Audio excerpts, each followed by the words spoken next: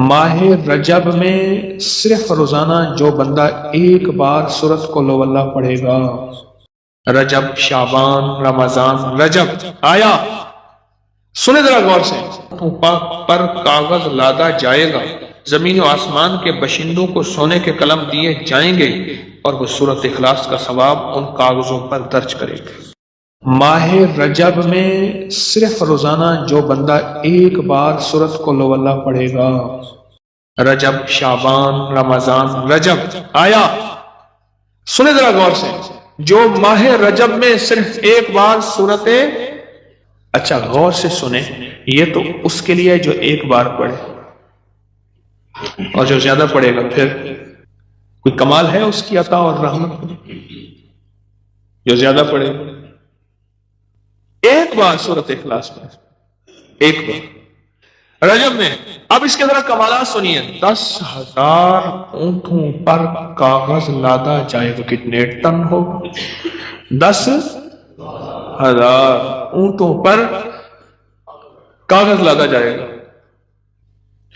زمین و آسمان کے باشندوں کو، زمین اور آسمان، آسمان سے مراد فرشتے، اللہ اکبر، کہ باشندوں کو سونے کے قلم دیے جائیں گے کہ لکھو اس کا ثواب کس کے لیے؟ جس نے پڑھا تھا، لکھو لکھو، اور وہ لکھتے لکھتے لکھتے لکھتے اس کا ثواب اب پتہ نہیں کب تک لکھیں گے۔ کیا نعمت ملی ہمیں سورت اخلاص کی۔ حضرت صوبان فرماتے ہیں ایک دفعہ آقا چند قبروں پر سے گزرے، رو دیے۔ صوبان نے پوچھا تو آپ نے فرمایا میں نے اللہ سے دعا کی کہ ان کے عذاب میں تخفیف ہو جائے، اور صوبان اگر یہ لوگ رجب کا ایک روزہ بھی رکھ لیتے اور ایک رات عبادت کر لیتے ان پر کبھی عذاب نہ ہوتا۔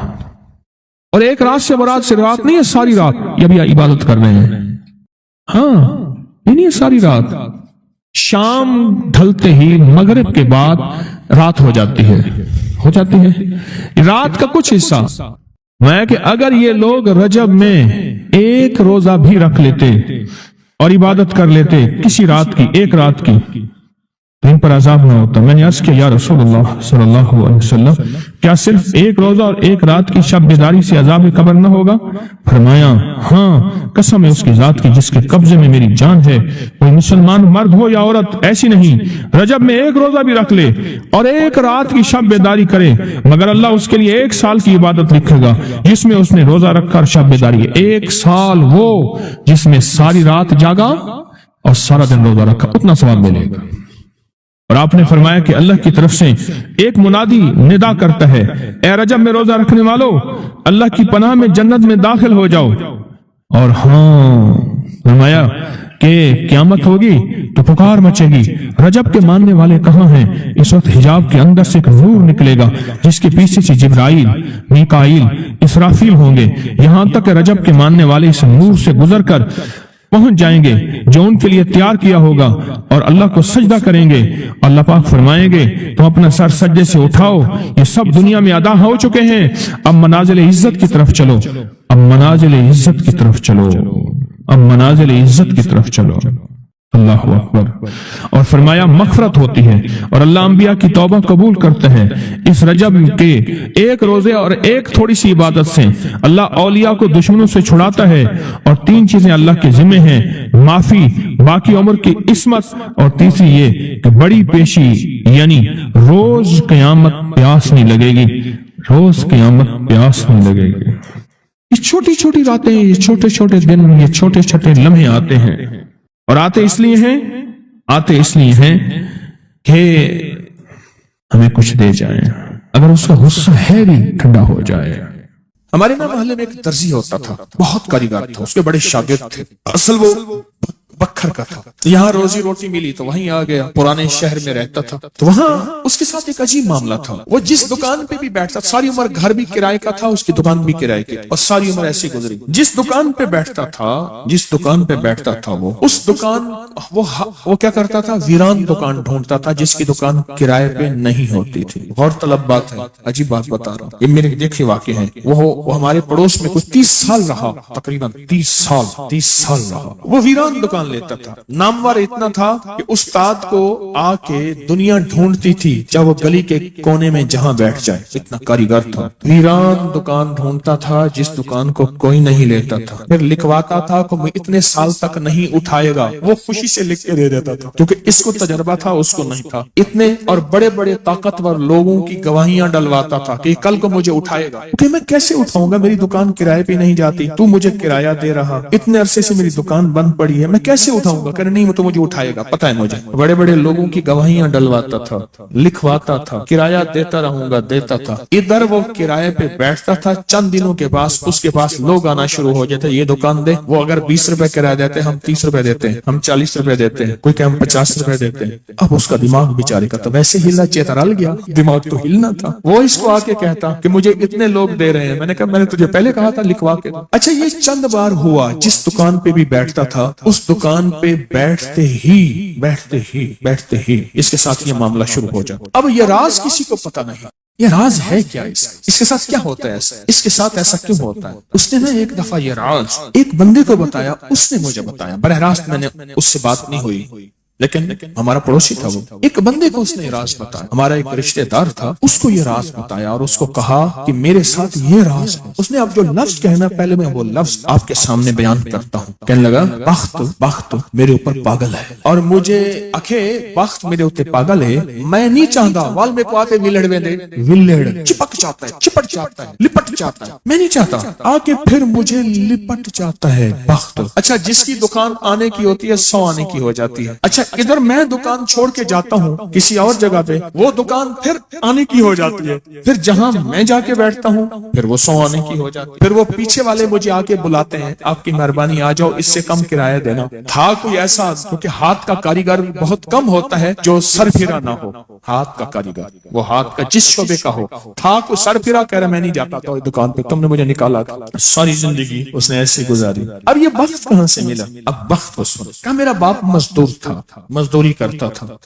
बड़ा हुआ तो उसने मुझे दर्जियों के काम पे डाल दिया कि बेटा चलो छांव का काम है, तू करता रहेगा। मैं तो धूप सर्दी गर्मी मजदूरियां करता रहा, दर्जियों का काम छांव का काम है, तो करता रहेगा। और मेरे वालिद कहता था तुझे कोई ऐसा रईस मिल जाए जो अपनी देवड़ी में तुझे जगह दे। बाज रईस ऐसे होते हैं जिन्होंने मुस्तकिल दर्जी रखे हुए होते हैं, उनका हर वक्त कपड़े सिलते रहते हैं। कह रहे दुआएं देता था वालिद मुझे कोई रईस मिल जाए। क्या वालिद का हादसा हो गया, वालिद की टांग टूट गई। वालिद की बूढ़ी वालदा थी, मैं हम वालिद की खिदमत करते थे। वालिद दुआएं देता था, अनपढ़ था। किसी ने वालिद को अल्लाहुम्मा सल्ली अला मोहम्मद बता दिया, बस यही पढ़ता था, और टूटी फूटी कुल हुवल्लाह पढ़ता था, बाकी कोई अब्बा को पता नहीं था। कहा मैं दर्जियों से पैसे थोड़े से लाता था, घर में फाके आना शुरू हो गए। थोड़े से पैसे मैं लाता था, अभी काम सीखा नहीं था, उस्ताद कभी कभार दे देता था, और वालिद रोज लाता था। घर में सख्ती और तंगी आना शुरू हो गई, बहुत ज्यादा गुर्बत, तंगदस्ती। हमारी एक फूफी थी, कहीं दूर रहती थी, बहुत बूढ़ी थी, वालिद से भी बड़ी थी।